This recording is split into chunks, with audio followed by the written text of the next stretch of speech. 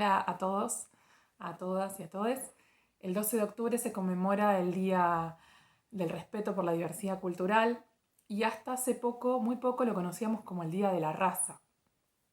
La fecha se elige en conmemoración, como seguramente sabrán, de la llegada de Cristóbal Colón al territorio que luego fue nombrado por los conquistadores como América. Y en particular, me gustaría, aprovechando la fecha, compartirles algunas de las reflexiones y los aprendizajes que fuimos compartiendo en la materia cuarto año de Aula 21. A raíz del cambio de nombre, era importante que pensemos juntos, ¿no? La importancia que tiene cómo se nombran las cosas. Muchas veces, en relación a este hecho histórico, ha habido grandes debates sobre cómo nombrarlo. Recuerdo, sobre todo a raíz de los 500 años en el 92, se debatía si había que nombrarlo como un descubrimiento, como una conquista o como un encuentro. Bueno, cómo se nombran las cosas dice mucho no solo de cómo entendemos el pasado, lo que sucedió, sino también cómo nos vinculamos hoy con aquello que es diverso. Cómo le imprimimos muchas veces cargas valorativas que muchas veces refuerzan las diferencias y legitiman, bueno, no solamente desigualdades culturales, diferencias culturales, sino también muchas veces económicas y políticas. Este año en la materia nos interesó en particular abordar problemáticas en relación al concepto de raza.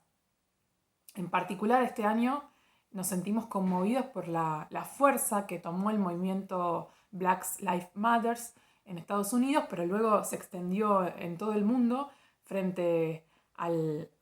asesinato de George Floyd por un ciudadano afroamericano por la policía de su país. Y este hecho nos advirtió cómo había continuidades en las connotaciones raciales de la vida cotidiana. Bueno, quería compartirles algunas de las cosas que trabajamos en la materia con los estudiantes. En primer lugar, retomamos los aportes de la antropología biológica y en particular de la genética sobre la existencia o no de las razas humanas.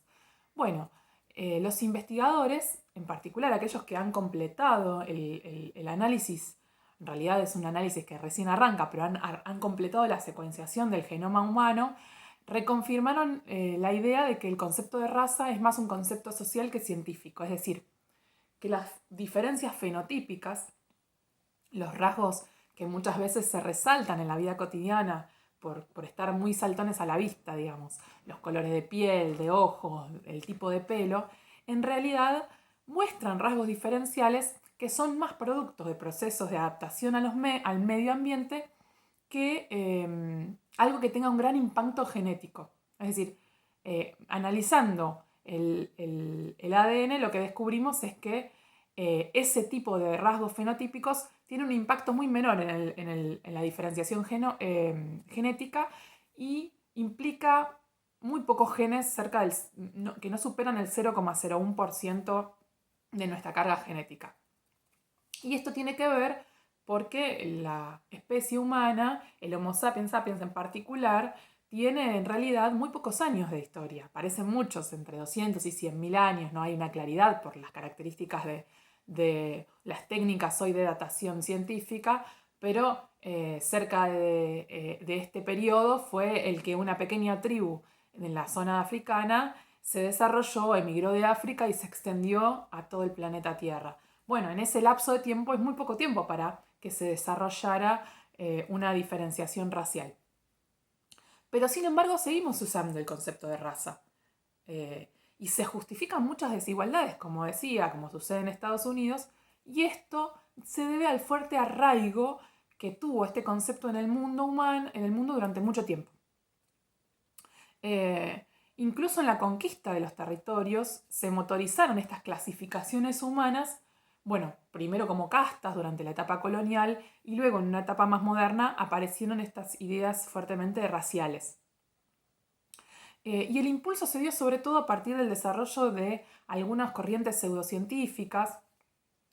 durante el siglo XIX, sobre todo a finales del siglo XIX, de la mano de una conquista imperial más moderna.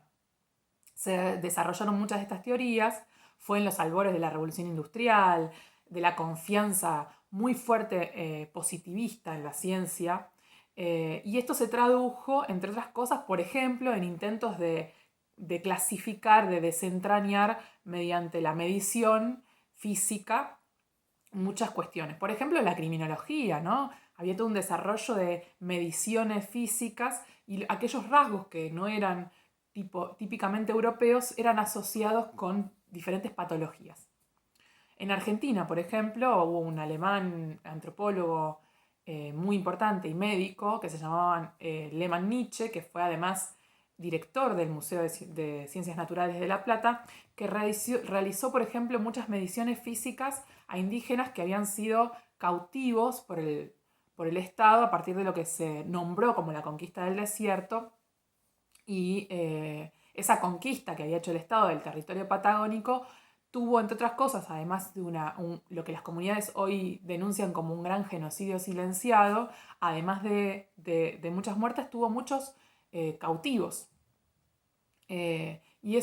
muchos de esos cautivos eran medidos, otros, por ejemplo, los líderes muertos eran exhibidos y luego archivados en los museos en nombre del patrimonio cultural, y muchas de las comunidades reclaman hasta el día de hoy la recuperación de esos cuerpos de sus ancestros para las propias comunidades. Otros cuerpos se reclaman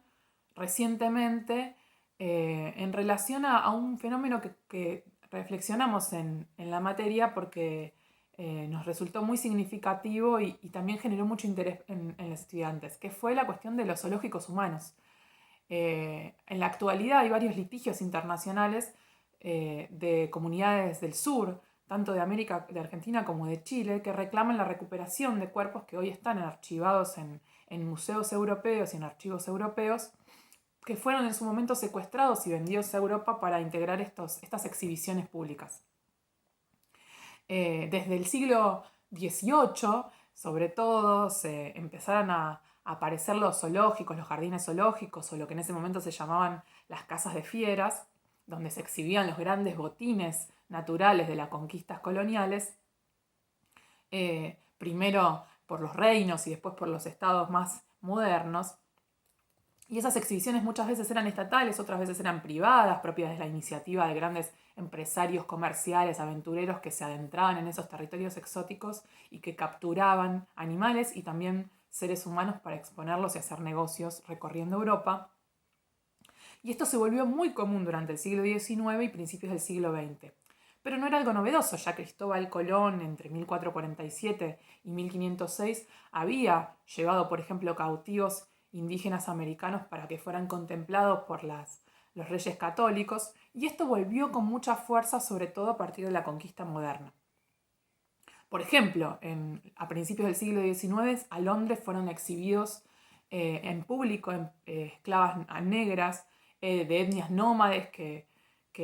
habitaban lo que hoy es los países de Namibia, de Sudáfrica y de Botsuana, y a medida que se fue profundizando ese proceso,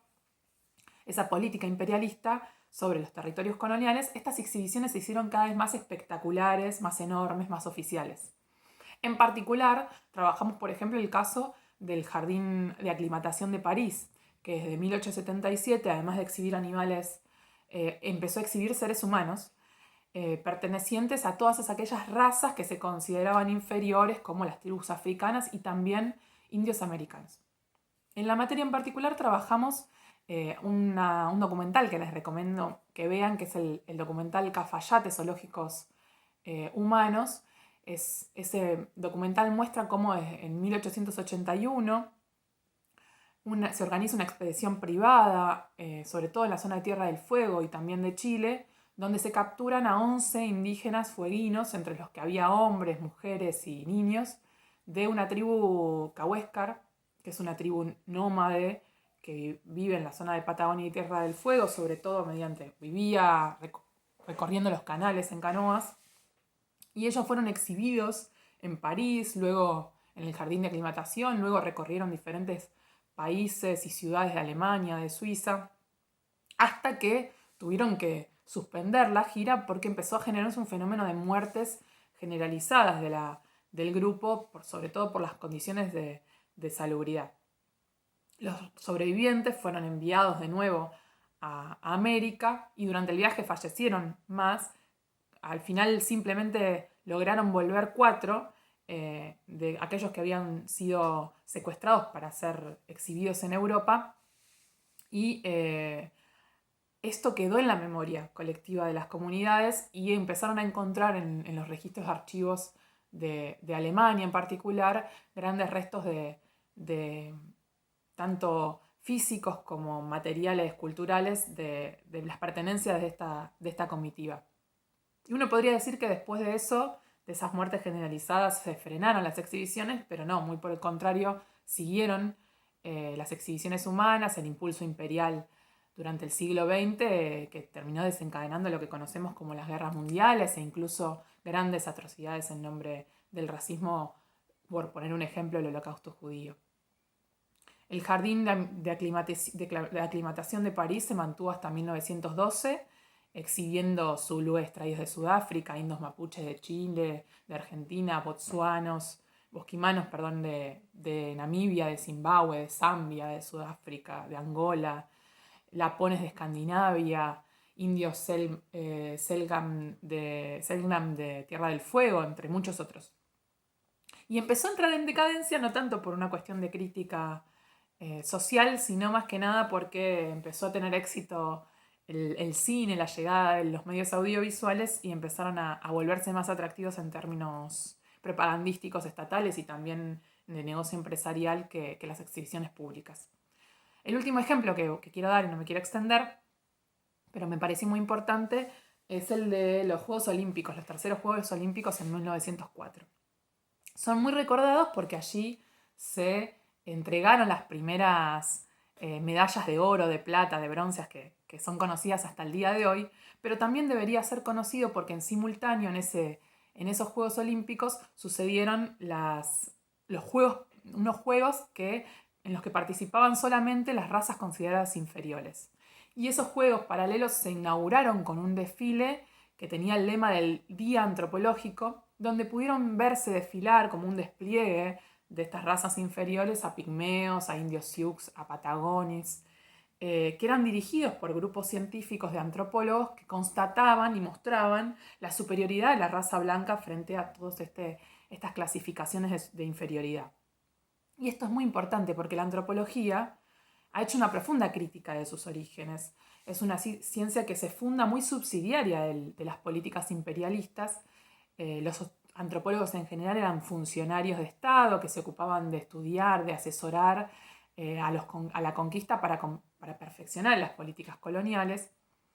Y en particular estudiamos en la materia lo que significó la corriente más importante de la época, que era el evolucionismo, que justificaba las clasificaciones humanas en estadios evolutivos y entonces ordenaba toda la gran diversidad humana en estadios de salvajismo, de primitivismo, de barbarie, de civilización, en una línea progresiva en el que en la cima última de esa evolución humana estaba la raza blanca, civilizada, industrial, europea. Bueno, estaba cargada de muchísimos sentidos. De alguna manera se justificaba el colonialismo como una política de tutelaje de esas sociedades para forzarlos, para incentivarlos a progresar en una línea evolutiva. Bueno, con estos ejemplos tan difíciles, tan duros,